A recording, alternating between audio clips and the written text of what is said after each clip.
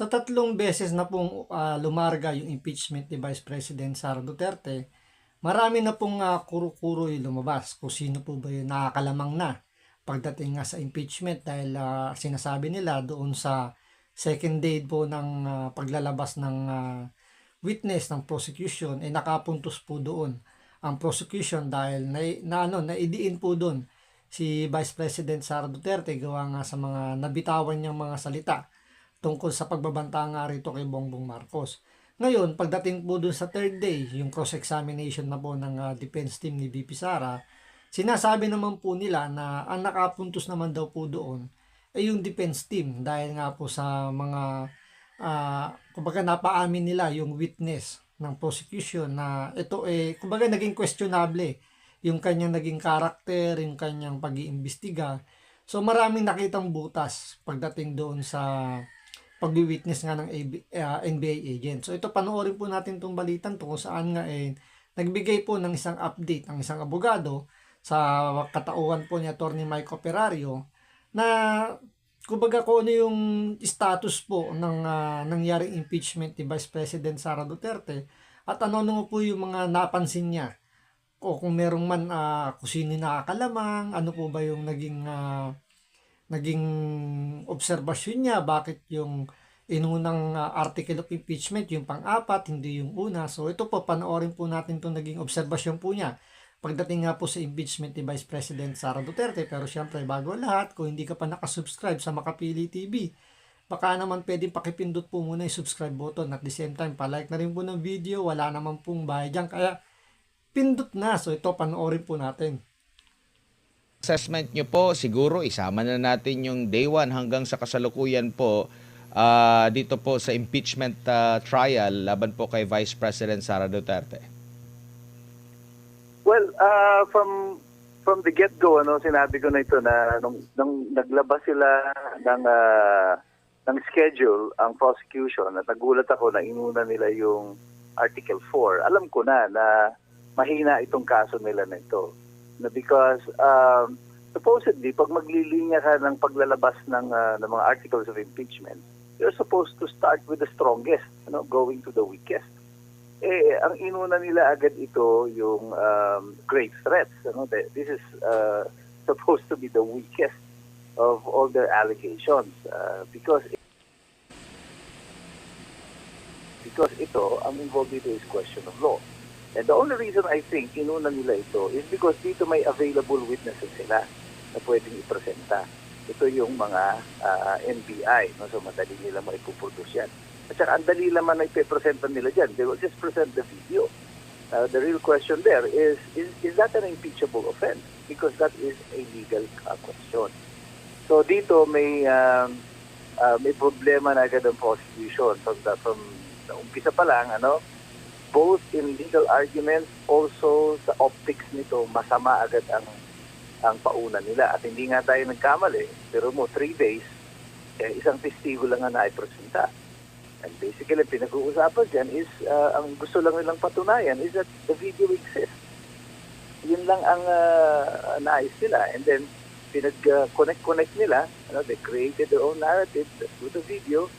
Threat daw si VP Sara Duterte, and then another video, sinasabi yung gusto niyang putulin yung leeg ni BBM, kinonect nila doon, tumahi sila ng istorya. But people are not being fooled by this. Matatalino na yung mga tao ngayon, because of the social media. So I think over the past 3 days, after 9 hours of testimony, 3 days of impeachment trial, the prosecution has achieved very little pagdating sa Article 4 ng kanilang impeachment complaint. So they have a lot of catching up to do, but I don't know exactly how they're gonna do it kasi yung mga testigo nila ipipresenta basically will just be the same, parang paulit-ulit lang ito. I-dribble na lang nila i-dribble ito hanggang makahanap sila ng magandang ebidensya siguro, strategy insofar as Articles 1, 2, and 3 is concerned. So, as of the moment, I think the defense is doing well for Sara Duterte. They are holding the line at I think the prosecution is going nowhere after 3 days of hearing. Opo, sa tingin niyo po, attorney, nakatulong din yung naging pahayag o pagtatanong ni Senator Risa Hontiveros kahapon, lalo na sa panig ng depensa, though marami talagang nag-ano doon na dapat ma-strike out agad yon, no? Kasi parang yung pang-ending na yun na pag-de-decision na nila.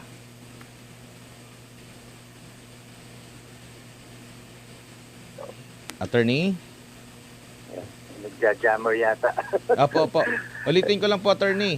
Yun pong naging pahayag ni Senadora Risa Hontiveros kahapon. Sa tingin nyo, mas nakatulong yon sa panig ng depensa kasi 'di ba nag-question siya na parang sinabi pa nga niya na walang crime na committed dito. Yes. Kumbaga ito po ba ay hindi nakatulong sa panig ng prosekusyon?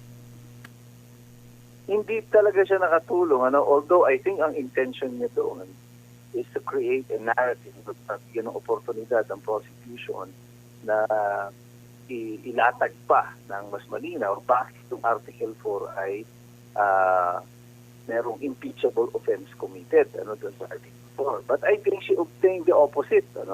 Doon sa kanyang deklarasyon kasi siya na nagsasabi na wala namang impeachable offense dito sa Article 4 so far. So I don't think siya tumayo para kampihan si DP Sara. Ang intention niya dyan probably is to aid the prosecution. Problema lang siguro is she doesn't know how to do it. Hindi niya alam eksakto kung anong gagawin niya. So tumayo siya, nagsalita without even understanding kung ano yung talagang dapat niyang sabihin. So I think it backfired sa kanila yung ginawa niya. Na-admonish pa siya ng presiding si Chis Escudero.